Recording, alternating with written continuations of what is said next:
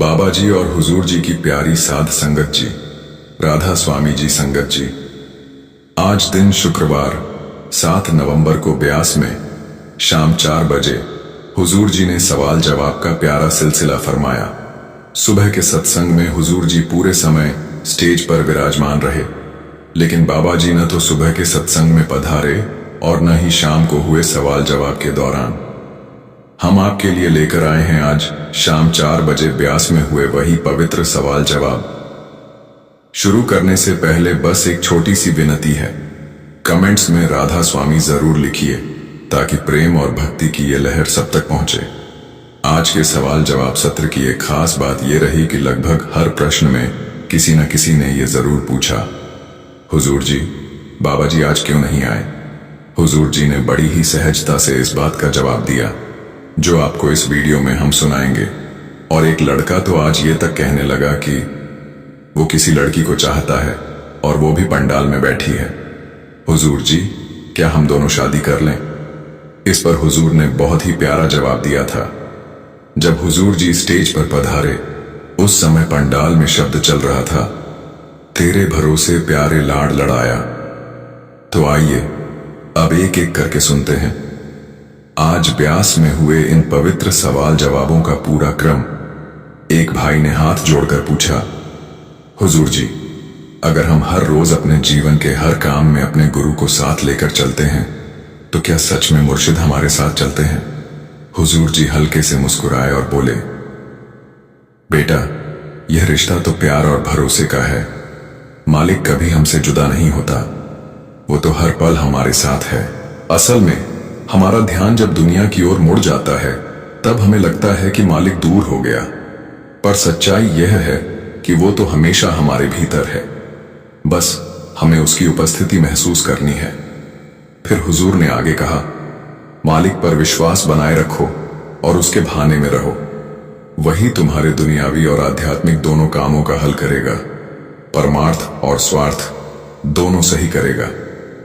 फिर एक भाई ने पूछा, हुजूर जी, जब भी मैं कोई काम शुरू करता हूं वो उल्टा ही हो जाता है, ऐसा क्यों होता है। हुजूर जी ने समझाया, बेटा, ऐसा मत सोचो कि मालिक तुम्हारे साथ गलत करता है। मालिक कभी भी अपने बच्चों के साथ अन्याय नहीं करता, लेकिन हर कदम सोच समझकर उठाना जरूरी है। उसने हमें विवेक दिया है ताकि हम सही और गलत में फर्क कर सकें। अगर सोच साफ होगी तो राह भी सही बनेगी। हमें परिणाम पर नहीं, अपने कर्म की सच्चाई पर ध्यान देना चाहिए। जब नीयत अच्छी होगी तो फल भी अवश्य शुभ होगा। फिर एक नौजवान मुस्कुराते हुए बोला, हुजूर जी, जिससे मैं प्यार करता हूं वो यहीं पंडाल में बैठी है, कृपा करके आदेश दीजिए कि हम शादी कर लें। यह सुनते ही पूरी संगत हंस पड़ी। हुजूर जी भी मुस्कुराए और बोले, बेटा, बाबाओं को ऐसे मामलों से दूर ही रखना बेहतर है। यह फैसला तुम्हारा अपना है, जिंदगी तुम्हें बितानी है, इसीलिए निर्णय भी तुम्हें ही लेना होगा। जीवन का हर कदम सोच समझकर उठाना चाहिए। अगर तुम दोनों का इरादा और सोच साफ है तो मिलकर सही निर्णय लो और आगे बढ़ो।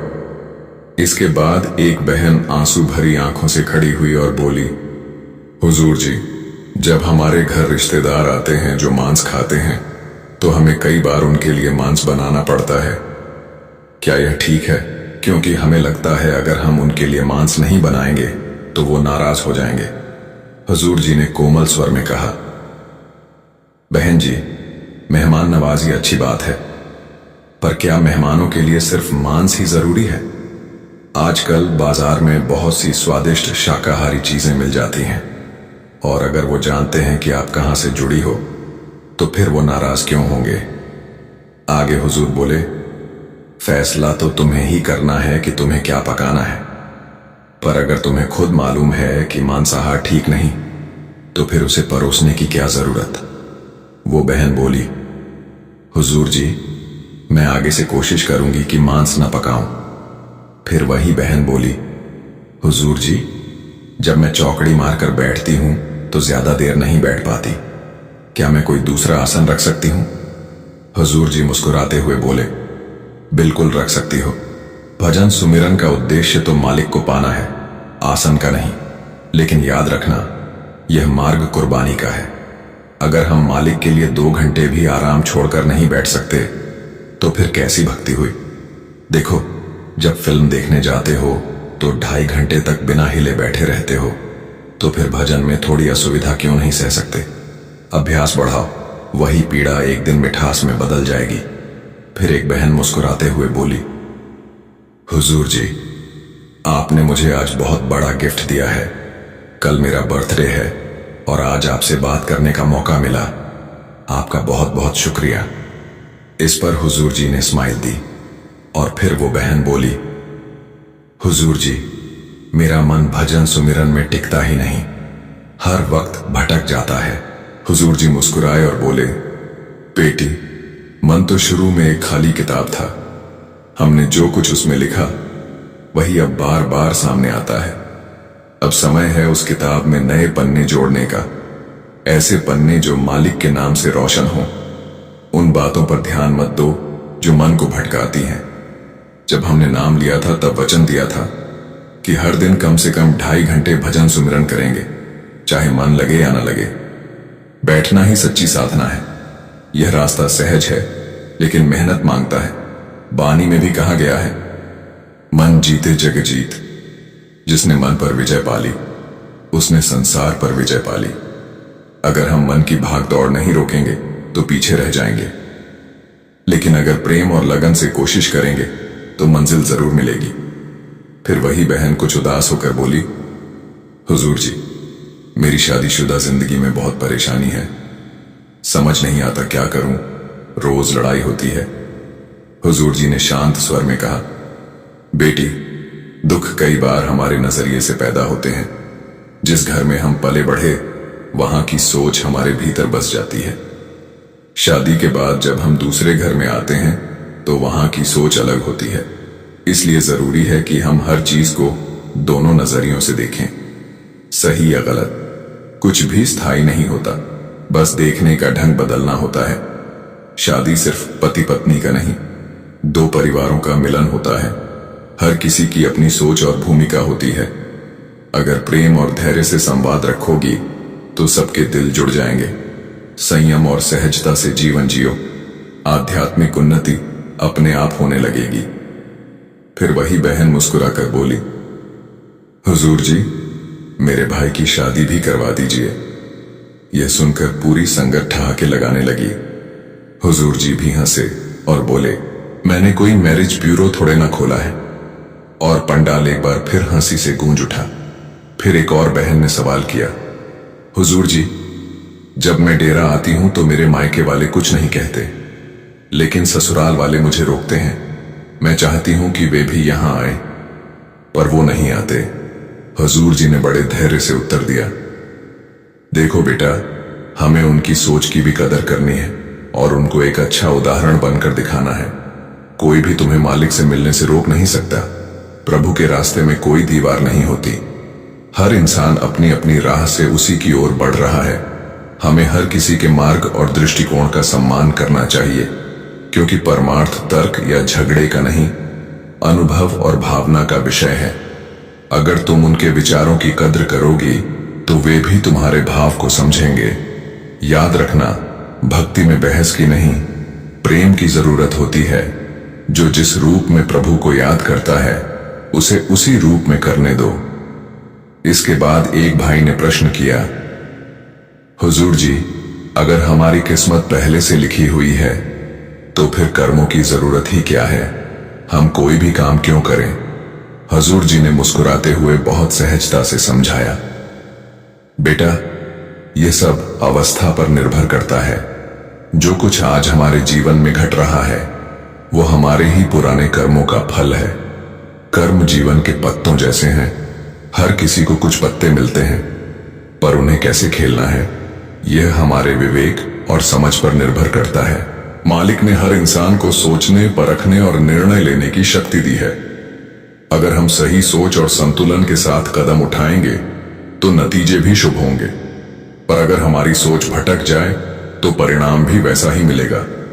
फिर हुजूर मुस्कुराए और बोले, बाबा जी हमेशा कहा करते हैं, ताश के पत्ते सबको बांटे जाते हैं लेकिन जीतता वही है जो उन्हें समझदारी से खेलता है। जीवन भी वैसा ही है। जो व्यक्ति विवेक, संयम और धैर्य से अपना रास्ता चुनता है वह कभी हारता नहीं, क्योंकि उसकी जीत सिर्फ बाहरी नहीं, भीतर की भी होती है, आत्मा की जीत। तभी एक बहन ने नम्र स्वर में कहा, हुजूर जी, मैं बचपन से अपने माता पिता के साथ ब्यास आती थी, लेकिन शादी के बाद अब ससुराल के कारण नहीं आ पाती। समझ नहीं आ रहा कि मैं क्या करूं। हुजूर जी ने कोमल मुस्कान के साथ कहा, बेटी, किसी धार्मिक स्थान पर जाना अपने आप में अच्छा है, पर वहां जाने का असली उद्देश्य सिर्फ पहुंचना नहीं होता, बल्कि उस जगह का प्रेम और शांति अपने भीतर बसाना होता है। दरअसल परमार्थ किसी डेरे या स्थल में सीमित नहीं, वो तो हमारे अंदर ही बसता है। जब संत महात्मा हमें मार्ग दिखाते हैं तो वो यही सिखाते हैं कि सच्चा अध्यात्म भीतर की यात्रा से मिलता है, बाहर की दूरी से नहीं। इतने में वही बहन आंसू भरी आंखों से बोली, हुजूर जी, मुझ पर दया कीजिए। हुजूर जी मुस्कुराए और बोले, क्या तुम्हें सच में लगता है कि दया नहीं हो रही? मालिक की कृपा तो हर क्षण बरस रही है। बस अपने मन को उसी दिशा में लगाओ जहां से तुम्हें उस प्रेम और दया का एहसास हो। फिर एक भाई ने मुस्कुराते हुए कहा, हुजूर जी, कभी चंडीगढ़ में भी दर्शन देने आइए। हुजूर जी ने हंसते हुए जवाब दिया, तो क्या बाकी सब जगहों को छोड़कर सिर्फ चंडीगढ़ ही आ जाऊं? यह सुनते ही पूरा पंडाल ठहाकों से गूंज उठा। वो भाई फिर बोला, हुजूर जी, 5 नंबर गेट पर मेरे पिताजी खड़े हैं, उन पर भी कृपा कर दीजिए। हुजूर जी मुस्कुराए और बोले, तो क्या बाकियों पर दया न करूं, सिर्फ तुम्हारे पिताजी पर ही कर दूं? यह बात उन्होंने इतने प्यारे और मजाकिया अंदाज में कही कि पूरा माहौल हंसी से भर गया। फिर एक भाई ने चिंता भरे स्वर में पूछा, हुजूर जी, हमें बाबा जी की सेहत की बहुत चिंता रहती है, क्या वो ठीक हैं? हुजूर जी मुस्कुराए और बोले, बिल्कुल बेटा, बाबा जी पूरी तरह स्वस्थ हैं, उनकी तबीयत अच्छी है, इसलिए चिंता छोड़ो और निश्चिंत रहो, बाबा जी बिल्कुल सही हैं। फिर एक बहन भावुक होकर बोली, हुजूर जी, मुझसे बहुत गलतियां हुई हैं, मैंने अपने माता पिता को बहुत दुख दिया है, अब बस यही चाहती हूं कि उनका पूरा साथ दूं। कहते कहते उसकी आंखें नम हो गईं। उसने आगे कहा, हुजूर जी, संगत इतनी दूर दूर से आती है, पर जब बाबा जी के दर्शन नहीं होते तो मन बहुत उदास हो जाता है, कृपा करके बाबा जी को यहां ले आइए। हुजूर जी ने गहरी करुणा से कहा, बेटी, यह बहुत स्वाभाविक है। जब आत्मा का गहरा लगाव किसी से हो और वह दीदार ना हो पाए तो मन बेचैन हो उठता है, पर याद रखो, बाबा जी हमारे मार्गदर्शक हैं, हमारे मुर्शिद हैं, हमें उनकी मौज में रहना सीखना चाहिए। जो कुछ भी वो करते हैं वह हमारी भलाई के लिए ही होता है। वो भली भांति जानते हैं कि हमारे लिए क्या सही है। संगत में फिर से आवाज उठी, हुजूर जी, कृपा करके बाबा जी को यहां लेकर आइए। हुजूर जी मुस्कुराए और बहुत प्रेम से बोले, बेटा, मैं उन्हें कहीं नहीं ले जा सकता, क्योंकि जहां भी वो जाते हैं मुझे अपने साथ ले जाते हैं। बाबा जी मेरे मुर्शिद हैं। देखो, अगर तुम सब उन्हें हर जगह बुलाने लगोगे, कभी चंडीगढ़, कभी नकोदर, कभी जालंधर, तो बाबा जी थक जाएंगे। बाबा जी मालिक हैं और शरीर के रूप में आए हैं ताकि हमसे बात कर सकें, हमारा मार्गदर्शन कर सकें, लेकिन यह शरीर भी एक माध्यम है और ज्यादा दौड़ भाग से थकान आना स्वाभाविक है। तभी किसी ने निवेदन किया, हुजूर जी, कृपा करके हमें योग्य बनाइए और नाम दीजिए। हुजूर जी ने गहरी मुस्कान के साथ कहा, बेटा, यहां कौन पूर्ण है? जिस दिन कोई इंसान पूर्ण हो जाएगा उस दिन उसके कर्म भी समाप्त हो जाएंगे, तब उसे इस खेल में रहना ही नहीं पड़ेगा। फिर एक सेवादार झिझकते हुए बोला, हुजूर जी, मैं तो बहुत निकम्मा हूं। हुजूर जी ने स्नेह भरे स्वर में कहा, बेटा, सबसे पहले अपने मन से यह भावना निकाल दो, कमजोरी और ताकत दोनों हर इंसान के भीतर होती है। परमार्थ की शक्ति भी तुम्हारे अंदर है। अगर तुम खुद से यह कहते रहोगे कि मैं कुछ नहीं कर सकता, तो मन तुम्हें और नीचे खींचेगा, लेकिन अगर तुम दृढ़ विश्वास से कहोगे कि मैं कर सकता हूं, तो वही मन तुम्हारी सबसे बड़ी ताकत बन जाएगा। फिर किसी लड़के ने सवाल किया, हुजूर जी, जब सब कुछ मालिक की मर्जी से होता है तो फिर हमें कर्म क्यों करने चाहिए? सब कहते हैं उसकी मर्जी बिना एक पत्ता भी नहीं हिल सकता। इस पर हुजूर जी ने जवाब दिया, बेटा, कर्म करना हमारा काम है और फल देना मालिक का काम है। हम जो कर्म करते हैं उसी के अनुसार मालिक हमें फल देता है। मालिक ने इंसान को कर्म करने की आजादी दी है। अगर इंसान कर्म ही नहीं करेगा तो फल कहां से मिलेगा? उदाहरण के साथ समझो, अगर खेत में बीज ही न बोए जाए तो क्या उस खेत में फसल हो पाएगी? इसी तरह अगर हम कर्म ही नहीं करेंगे तो हमें फल कैसे मिलेगा? फिर एक बहन ने रोते हुए कहा, हुजूर जी, मालिक मेरी अरदास नहीं सुनता। मैं मालिक से बहुत अरदास करती हूं कि मेरी मम्मी चिंता ना करे, लेकिन मेरी मम्मी हर पल चिंता करती है। हुजूर जी ने समझाया, बेटा, मालिक को कुछ कहने या अरदास करने की जरूरत नहीं है। मालिक हमारी अवस्था जानता है। मालिक को पता है हमें कब क्या देना है, और सही समय आने पर वो चीज मालिक जरूर देता है जो हमारी भलाई के लिए होती है। और माँ बाप को सबसे ज्यादा चिंता अपने बच्चों की होती है। जब तुम अपने पैरों पर खड़ी हो जाओगी तो तुम्हारी मम्मी की चिंता अपने आप दूर हो जाएगी। फिर एक भाई ने कहा, हुजूर जी, जैसे ही सिमरन शुरू करता हूं तो मन पुरानी यादों को सामने ले आता है और फिर ध्यान सिमरन से हटकर उन यादों में खो जाता है। कभी 25-30 साल पहले की यादें आने लगती हैं तो कभी कुछ साल या कुछ महीने पुरानी, और ध्यान उसी तरफ लग जाता है। हुजूर जी ने समझाया, भाई साहब, मन का तो काम ही है हमें भटकाना, हमारे ध्यान को दुनिया की तरफ खींचना, लेकिन फिर भी हमें सिमरन करते जाना है। मन को अपनी चाल चलने दो और तुम अपने कर्म करते जाओ। ध्यान लगना या ना लगना यह हमारे बस में नहीं है। हमारा काम है सिमरन करते जाना। इसीलिए तुम बस सिमरन करते जाओ। ध्यान में कुछ भी आए तुम बस सिमरन करते रहो। एक दिन मन अपने आप थक जाएगा। फिर एक बहन ने पूछा, हुजूर जी, क्या मालिक हमारे छोटे से छोटे कर्मों को या फिर अनजाने में हुए कर्मों का भी हिसाब करता है, या सिर्फ वही कर्मों का हिसाब हमें देना होता है जो बड़े होते हैं और जानबूझकर किए जाते हैं? हुजूर जी ने समझाया, बहन जी, आपको कैसे पता कि कौन से कर्म छोटे हैं और कौन से कर्म बड़े? देखो, हम जो सांस ले रहे हैं उसके साथ भी लाखों जीवाणु अंदर जा रहे हैं और इसका भी हिसाब हमें देना पड़ता है। इसीलिए भजन सिमरन दिया गया है, जिससे कि इस तरह के कर्मों का निपटारा साथ ही साथ हो जाए। फिर एक भाई ने पूछा, हुजूर जी, मेरा एक दोस्त मुझे बार बार परमार्थ में जाने से रोकता है।